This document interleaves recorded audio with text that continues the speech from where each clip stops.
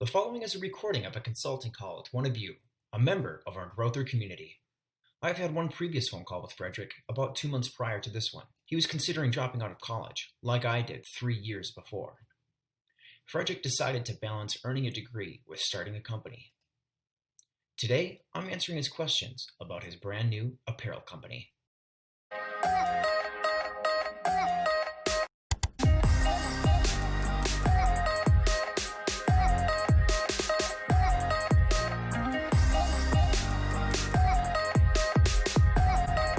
All right, let's go for it. What kind of questions you got? How, like when you're first starting out, how much of a salary did you allow yourself to take? How much did you put back into the business?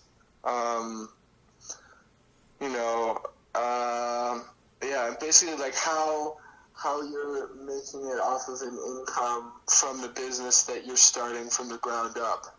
Sure. So when you're bootstrapping, it kind of depends on how much capital you have of your own. For me, I had a few $1,000s left over because I was working on, as you know from previous conversations, several businesses at one time. So online growth systems was like as bootstrapped as it gets. You know what I mean?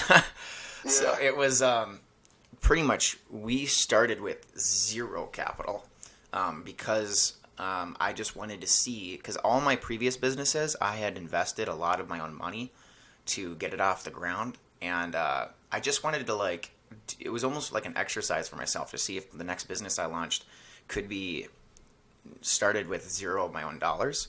So what I actually did is I got sales before I even had a company. Now, don't get me that's on the monetary side. If you recall from last time, we talked about online growth systems as both like a media company. That's where we make our money. We work for clients. We build websites, Alexa skills. Oh, you know what? I hope if we mention her anymore, she's gonna probably wake up because I've got one in the room we're filming. Yeah, so that's like the monetary side, but we had been doing the content side, for like entrepreneurs, entertaining, education. That's like our other half of the business. And we had been doing that. That's more like a nonprofit kind of venture. We'd been doing that for about a year at that point. So, I mean, that was just pretty much time. You know what I mean? Like, I didn't really need any money. At that point, I wasn't hiring anybody to do my own videos. I was doing them all myself. So there wasn't really any capital needed there. But I pretty much went out and got the sales before I even hired my first employee, because I just wanted to see if I could start a company without any capital. So I went and I guess the capital we did have is maybe the basic website cost of hosting. You know what I mean? Like $20 a month. So I mean, other than that, it was $0. So I went out and I got a sale. My first sale was $1,000 a month on retainer. And then it was obviously other upfront costs for building a website. I think I charged $1,000 for the website, and I charged $1,000 a month for maintaining the website, doing all of their social media, doing advertising campaigns. We were managing their newsletter. I was really overcommitting. You know what I mean? I still do that for that client because they were my first one and they took a chance on me. But now I don't do that for clients because we've tripled our pricing since then, you know what I mean? Because that was technically a massive package and I was giving it to them for a minimum price. But I got that client, I got that first chunk of $1,000 up front to build their website. I pretty much built their website myself. I didn't hire anybody at that point, so I could retain as much of the capital as I could. And then from then on, I was making $1,000 a month. That's gross sales, not net. So I wasn't keeping $1,000. That's just the sales I had.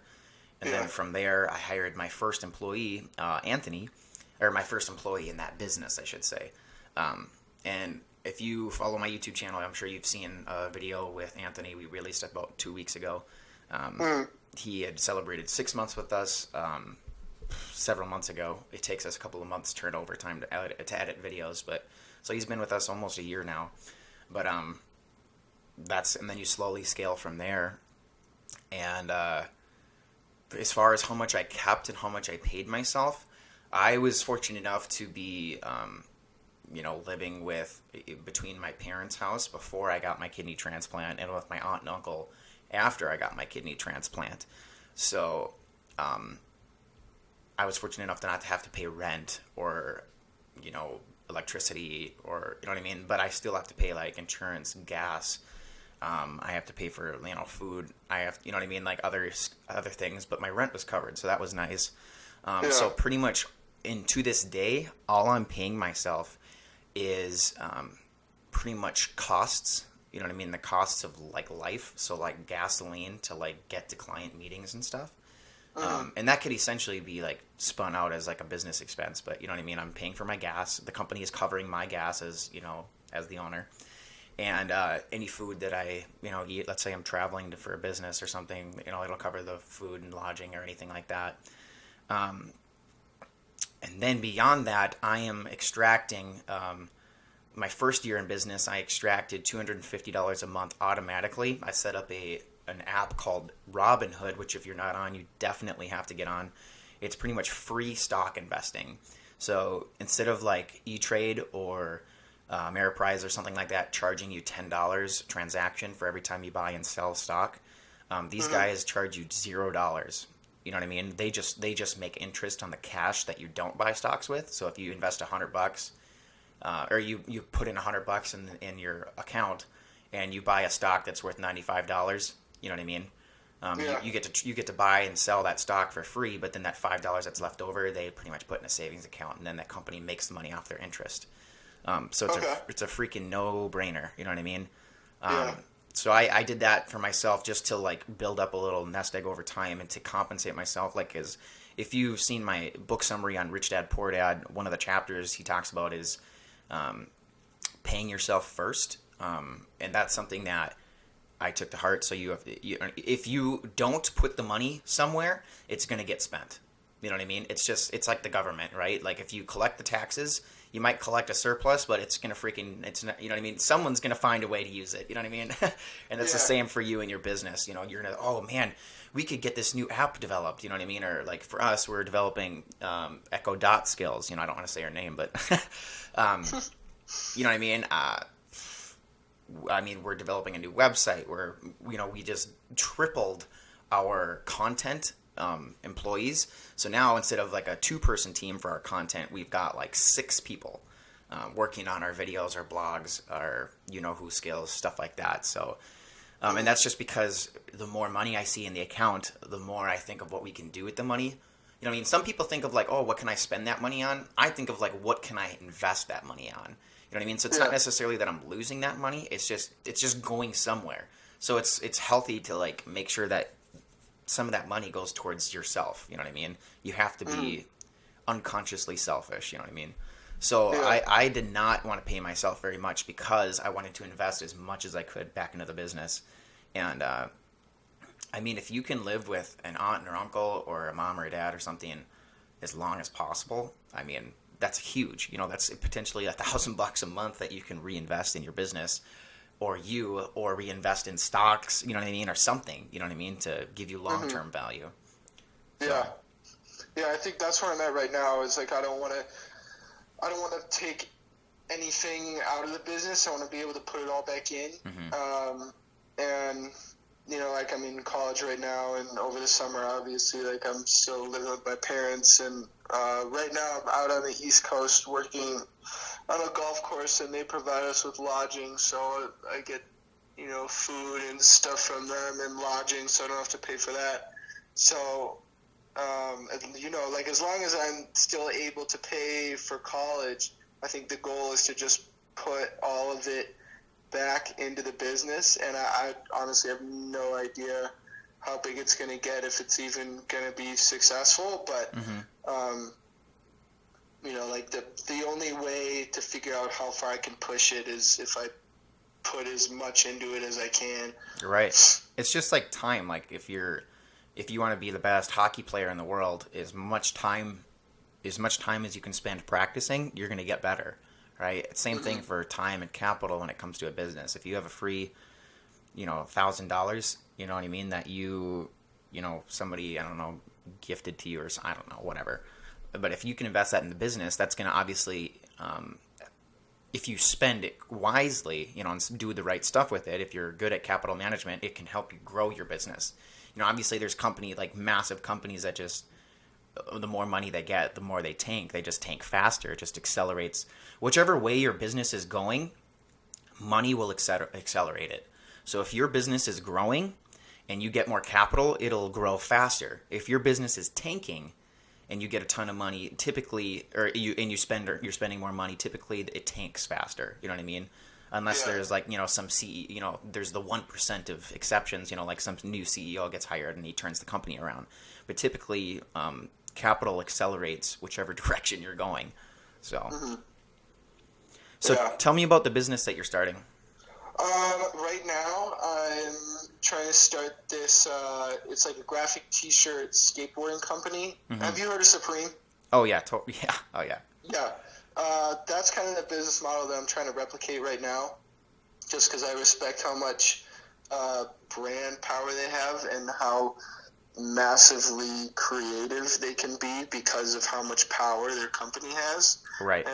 That's something that I respect a lot, and something that I think would be really valuable in a business is like be able to create something and have so much hype behind it that it doesn't really even matter what the product is, but the fact that this certain company is selling it and they have their name on it, people will buy it. So the company is called Milk. People have asked me. I don't have any reason for why it's called that. I like the way that it looks. It gives me good creative ideas for T-shirts. So the last few weeks of college, that's what I was doing. Every single day I wasn't in class. I was at a computer editing graphics to put on a T-shirt, and then I was buying silkscreen frames and buying T-shirts. And my roommate, thankfully I have like a super understanding roommate. He didn't get pissed at all, but our room was, packed to the ceiling with T-shirts and inks and, screens for screen printing. And then I took up the entire study room on my dorm, and I was screen printing shirts. So right now, the plan is to drop a shirt design every month until I get back, because over the summer I'll drop a shirt design every month, and then I go to France for a study abroad program in the fall, so I won't be able to print any more shirts. But I've printed all the ones for this summer, and then I get back from the summer and I have a 2-week grace period before I leave for France. So then I'm going to bust my butt and print all the shirts that I would have to drop in France. So I've printed 4 different shirt designs, I think 10 shirts for every design, because the whole idea behind it is limiting supply so that demand goes up. And that's something that Supreme did from the beginning that a lot of different apparel brands didn't do. Right. Because there's the idea that if people are buying more of your stuff, you should sell more of it so that you can make more money. But the way that Supreme did it from the beginning is they would only sell a certain amount of shirts, so they sold out every single time. So then the demand rose so much and the supply stayed the same that it created this super powerful hype behind the clothes. Right. And everything was exclusive because they don't resell anything. And that's something that's a little bit tough for me, is thinking that as I continue this, I'll need to come up with new designs, and I can never recycle a design. Right. Or at least I can't sell the same design in the same color on the same color shirt. Right. So I think that's the most difficult thing in my mind, where I've been trying to start this business and I'm like, oh shoot, I don't have a design for the rest of eternity. Right. But that's not something that I need to think about right now, because that's something that'll hold me back. And I just have to trust that as I keep going, I'll be able to have these experiences. I'll go to art shows, I'll go listen to music, I'll just go walk around the street and I'll see something, I'll have an idea. Right. And that's sort of what's been happening. So you're going to be both the graphic designer, the printer, and the business guy. So you're pretty much doing every facet of your business right now. Yeah. Okay, so what's holding you back from skyrocketing? Define skyrocketing. What's holding you back from where you want to go? I think right now, if I could have more designs and put out more designs so that there was more content being released, that would be something that could help a lot. Also, just being in a position where I can market it better. But also, like right now, I'm over in Nantucket, and then I'm over in France, so I don't have like a lot of the abilities to do things. So when I get back from France, one of the things that I really want to do is like go to local skate parks in Minnesota, and I'll just like take a bus into the city, and I'll just hand kids shirts and tell them to go skateboard and ask them if I can take their picture, and like maybe like go find skateboarding competitions and sponsor local skateboarders just by like giving them a shirt, because the shirt costs like $4 each for me to buy, and then the ink for each one, I don't even know how to calculate that, but it can't be more than like $5 a shirt at cost. Right. So it's cheap, right? Yeah, it's really cheap. I think I'm like $1,200 deep right now, which in terms of startup costs, from what I've seen for other apparel brands, really isn't that much at all. Right. And I'm not like drowning in debt or anything, at least not yet. And so like having more designs and putting out more T-shirts, but at the same time that can be dangerous, because if I don't have like something that I think really drives the brand is the exclusivity of it. So if I have more T-shirts and I sell more of them, then I feel like almost the exclusivity of it goes away, because not enough people will be able to buy it.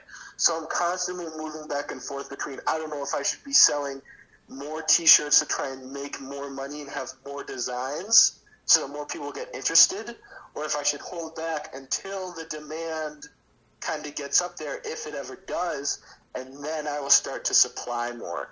Sure. So I've got a couple of thoughts that I've kind of had. Number one, so you really want to use like exclusivity as one of your price drivers. So like, right. So that's a huge value to you. And I totally understand that. So here's two different options you can think about. You're looking at limiting the supply. Another option you could do is, instead of taking the Supreme route, you could take like the Boo Berry and Count Chocula approach from the cereal company. Instead of doing a limited supply, they don't limit the number of cereal boxes they make in the month of October. They limit the time frame that you can get these things. So they can sell as many as they want, but if you don't buy it within this month, you're going to miss out. You're going to have to wait another 365 days, right? Mm-hmm. So that drive, plus the time factor, drives people to buy. You know what I mean? If you say this is only available for 24 hours, do you know how many that will really emotionally motivate people to buy the product? Because it's, have you ever heard the bias of the fear of missing out bias? Yeah. So the fear of missing out, and then on top of the exclusivity thing, so you could sell unlimited number of T-shirts with minimum risk. You know what I mean? You could, whether it was 24 hours, whether it was 7 days, a month. You know what I mean? Like, this is only if you were talking about a monthly cadence for a new design. Every month you drop a new design. So instead of having like all this inventory that's left over from the previous month, you know what I mean? So that way, like, let's say that 3 months from now, you've got maybe half your inventory from the first month, a third of your inventory from the second month, and then month number 3, you're dropping a new one. You're like, well, shit, I haven't even sold all my inventory from month 1 and 2 yet. You know what I mean? Mm-hmm. So instead of printing all your T-shirts before you launch, you might want to consider it, because it's so easy to screen print, right? Yeah, it's so easy. And it's fast too. So what you could do is you could make one T-shirt.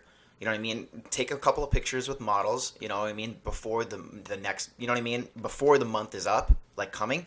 So that way, on the first of the month, you put it all over your social media. You make some sick videos. Put it on Snapchat, Instagram stories, all over your stationary social media too. And you say, hey, this is available for only in the month of June. You know what I mean? Like, if you it's limited.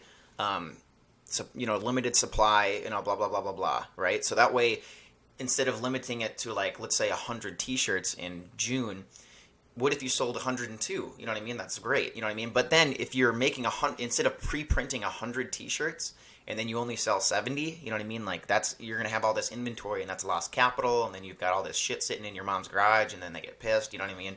This way they order the T-shirt within that month and then you make them as people order them. You know what I mean? So that way month over month you don't have all these extra T-shirts sitting around. And then plus with the time cap, you know what I mean? People are more motivated to buy it in that exclusive time, because if they see that you have 100 shirts and only 70 are sold, they're like, well, it's not as valuable anymore. You know what I mean? Because if people want things that other people want. You know what I mean? It's like jealousy. You know what I mean? Yeah. So if people don't want your T-shirt, you know what I mean? That's not going to be appealing. But if you make them as they order them, that's like the definition of like exclusivity, because if there's only 51 T-shirts and all that you've made, because you're filling the 51 orders, that means 100% of the shirts that you made are purchased, right? So, but the only limiting factor is the time, right? So that I feel like that could be a good strategy that you could at least experiment with or consider. But if you are selling out on a limited quantity, I mean, by all means, like keep doing that strategy because it's working for you.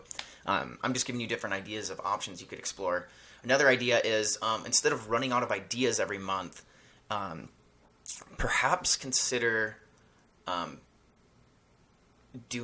you could do like seasonal exclusive stuff, right? So like you have the same like cool graphic or cool logo, and then you make it exclusive per season. So we're only selling this graphic in 2018. You know what I mean? So the T-shirts are you can only purchase this T-shirt in summer, and then after that we're discontinuing the T-shirts, and then we're doing long sleeve shirts in the fall, and then we're discontinuing those, and then we're selling sweatshirts November, December. You know what I mean? Then we're discontinuing them, and then 2019 comes around, you have a new design. You know what I mean? Just another option. You can combine some of these strategies too.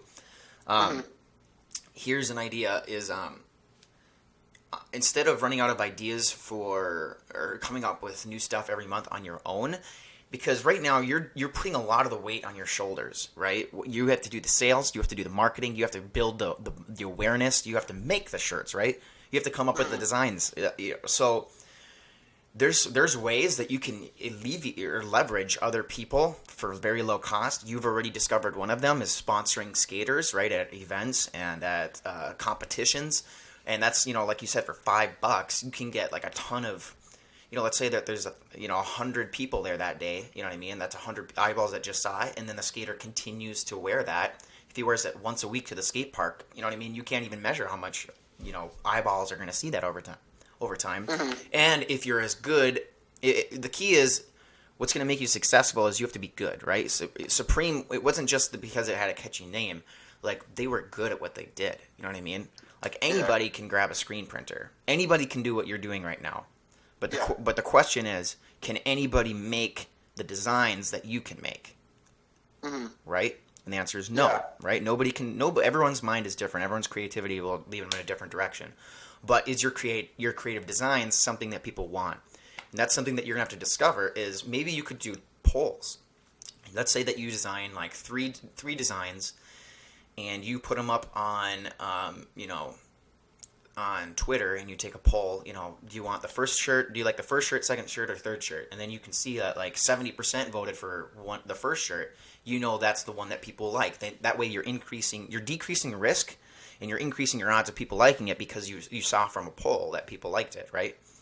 And then here's maybe something else you could do is you could even integrate your competitors. But you don't have to tell them that. You could say, do you like this shirt or this shirt? And then, they think they're both yours, but really it's yours and one of your competitors. And then you can analyze. If you do that 100 times, 100 times you did like a survey throughout the next couple of months, you could analyze what people tended to lean towards, and then you can get that, like extract whatever the common thread was, whether it was people really like the color green. I'm just making it up, right? And then you try to do more designs with that because it's going to increase your odds of people liking it and purchasing it. Here's another idea: is so you discovered like the leverage of like skaters themselves. Maybe are you doing like an exclusive skaters brand, or are you doing like a T-shirt brand around? I think it's like a T-shirt brand. Okay. So I was going to recommend that I liked the idea that you were being exclusive to like skaters, right? But if I think like what I'm going for is like I sell them to anyone, but I like the culture behind skaters. I like the it's sort of like a counterculture, like screw the government kind of anti-society thing. Right. And I think that that's something that not a lot of brands do, because it's sort of like the politically correct, let's all stay safe. But like with the whole skater culture, it's like we're here and we're loud and we're going to do whatever we want. So like I don't want to limit who I sell it to, but in terms of like how I brand it, it's gonna be like a skater counterculture kind of thing. It's not like you're gonna run a background check and how many hours have you skateboarded? You know what I mean? Like anybody can buy it, but if you're targeting, if you brand yourself as we are a skater brand, you know what I mean? Oh yeah, it's definitely like that's what's on the Instagram right now. Is like we make. I don't remember what it is, but it's like Milk Skateboarding Company or whatever. Right. I love it. Okay. So, so you're looking at working with, skaters and stuff. Have you ever considered like influencer marketing? Do you know what that is? I could take a random guess, but I don't know exactly what it is now. Sure. So there's two different ways you can go about this. Number one, you find the freaking biggest skater on YouTube, Instagram, Snapchat, whatever, or all of them. Maybe it's the same guy. I don't know. You find the biggest players and you tell them, say, hey, I want to give you equity in this. You could spin it as like it's really fancy. You could say, I'll give you equity in this release, right? You're not giving them equity in your company. You can say, I'm giving you equity in this line of clothing, this particular, like, you know what I mean, T-shirt, right? You could say, we'll split it 50-50, right? So you like wear it, you promote it on your social media. Essentially, you would be business partners, not long term, but just for that T-shirt, right? And then as many as they sell, you know what I mean, for every T-shirt they sell, whether you sell it or they sell it, you guys, after costs of fabric and ink and shipping, etc., you guys split the profits 50-50. But this is a good analogy that I heard when I was first starting a business. Is I was like really focused on like retaining as much equity as I could, whether it was in the business or whether it was in a project.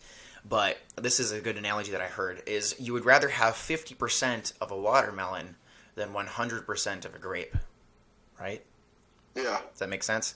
So it's okay to give up equity, or if it's okay to give commission. I like the term equity because people think it's fancy, right? And it'll sound cooler.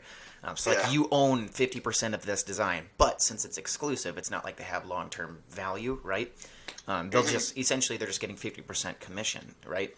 Or not commission, they're getting 50% of the profits, right? Another way you could spin it is you could actually make them like so that would be more of like a brand ambassador kind of thing. But you could go up to, let's say, like another influencer, and you could say, let's be business partners, like for real business partners, like and then you actually would give them, let's say, 20% of your actual company, and they would make money with you but you would really have to make sure it was like this guy would have to like give you some serious like value, you know what I mean? But if you're getting your T-shirts and then obviously if it's his company, if it's the skater's company too, he's gonna freaking wear the shirts every single day, you know what I mean? And every single vlog he does and every single trick shot that he does, you know what I mean? And it's gonna give you pretty much. Have you ever seen like Jake Paul and Logan Paul? Like they're constantly like pushing their like Team 10 merch and their like, Maverick merch. And they do that so hard because they make more money selling a sweatshirt than they do actually vlogging, right? The vlogging is just the free, essentially, marketing for them, right? And their business is actually, they're in the clothing business, right? So it's really interesting.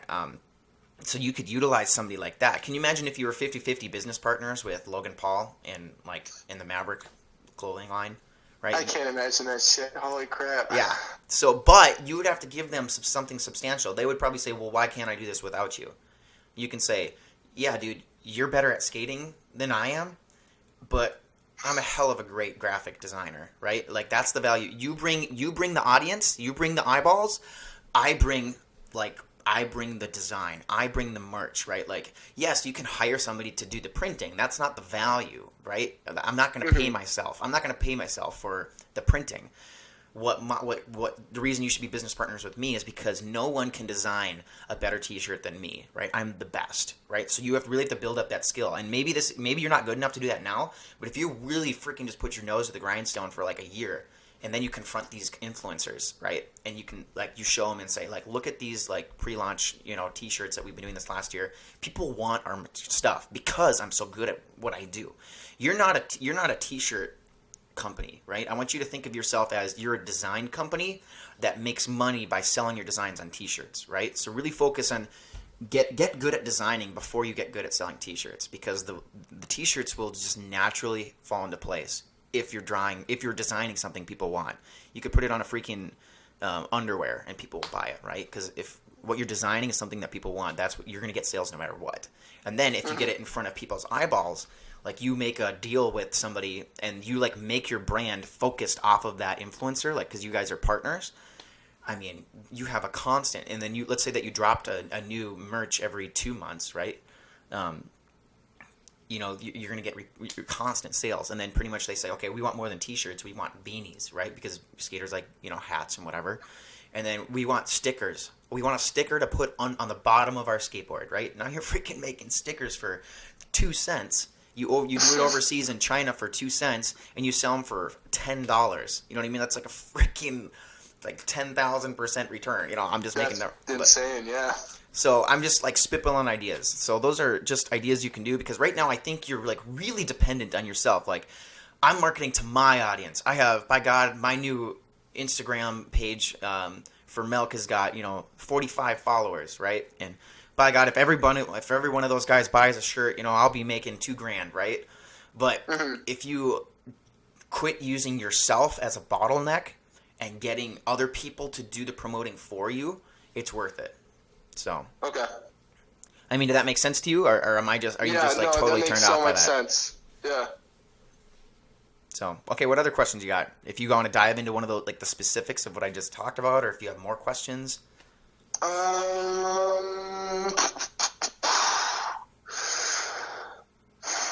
don't know. I mean, I kind of just wanted to, talk about it and throw stuff around, and that's pretty much what we did. Just kind of generate ideas. Let me think. There's probably been stuff that I've been thinking about. I mean, that's really just the major fears, having the difference between demand and how much I supply, and how I'm going to do exclusivity, and then I have to differentiate myself from other people with designs. But I mean, the Instagram is really new right now, and I think we have 133 followers, which is pretty much just all people that I know. Right. That, I posted on Facebook to go and follow it. So I really just have to I have to figure out how to reach more people. And I have friends down in California, and one of my friends said that she would take photos of skaters that I could just put on, so then they're all original photos, and you would be able to go and Google a skateboard and be oh, we just took this photo from Google. Well, here's an idea. Send her some actual shirts, and then have her do instead of just taking random ass photos, have her actually take a photo with somebody wearing your t-shirt. You know what I mean? Just say, here, I'll send you 20 t-shirts. You can give them away for free in exchange for, taking their photo, because then the skaters are for sure going to do that. You know what I mean? Yeah. Yeah, just an idea. Yeah, so I just have to figure out like one of the things is like I know how I want the photos to look, and that's something that like I'm super passionate about, is like the creative aesthetic of everything. So I just like I want to be able to see what kind of photos she's taking before I send her shirts and before I commit, because she is a friend and I don't want to be like, hey, will you help me take photos, and then I get the photos and I don't want to use any of them, and then Right. like I don't want to use any of the photos that you took. Well, well then first, just instead of doing any capital, like sending her t-shirts that cost you money, just have her take random photos before you commit money to it. And then if she takes really good photos, say, hey, can I send you 20 t-shirts and then do the same thing you did with people wearing my shirts? That way, you know what I mean, you're not taking any risk before you find out how good she is. You know what I mean? So, just an idea. All right. Good idea. I mean, that's pretty much it. I'm just out here working on the golf course and editing photos when I'm not working. So Good. Awesome. That's the grind. All right, cool. And I want you to look up. I've got another material to look up for you. All right, ready? All right, I'm ready to Google it. Okay, so it's a podcast called Masters of Scale. Okay, and there's an episode where they interview the founder of Spanx. Spanx? Yep. Have you heard of him? Sounds kind of familiar. It's like I believe it's a women's underwear line. Okay. But they interview the founder of Spanx, and it's phenomenal. Your story is reminding me a lot of like the first chapter of her story. So maybe if you can hear her chapter 2 of her story, you say, "Oh my God, that's what I need to do." You know what I mean? Sarah Blakely. I think that's her name. Yep. I found it. This is good because I don't have anything to listen to. I've listened to the same Kendrick Lamar songs over and over again when I'm editing, so I'm looking for stuff to listen to. This is perfect. Yeah, you'll love her. She's built one of the biggest brands in the world. It's massive. The only reason you and I don't know much about it is because we're not her target market. So, awesome. And then I don't know if you remember the other resources that I gave you last time, but again, I think that's a huge thing that you should definitely look into. So, perfect. Yeah, I was definitely like, I was super ready to get into it, and then I was like, oh gosh, I'll do t-shirts. And then after that, that's all I was doing for the last 3 weeks. That's fine, dude. Juggling finals and doing this bull crap, so. Right. Cool. All right. Well, thanks for your time, Frederick. And then let's connect again in a couple of months and see how your progress is going. Sounds good? Absolutely. Sounds great. Thank you for taking the time. Sweet. Well, sounds good. All right. Thanks, Frederick. Let's connect in a couple months. Awesome. Thank you. All right. Have fun studying abroad. All right. I will. All right. See ya. See ya. I come from a town where most of the people are so close-minded. They go into school and they work in a job, but they don't even like it. I won't be put in a box. Nobody telling me what I should rock. Nobody telling me what I should drop. Cause I do what I want and just know I don't stop. Recording till 4 in the morning, they snoring. I'm pouring my soul into every story. I'm writing, producing, I mix it, I master. I'm building my craft and I'm not looking back. I've been going doing things I want to do when I'm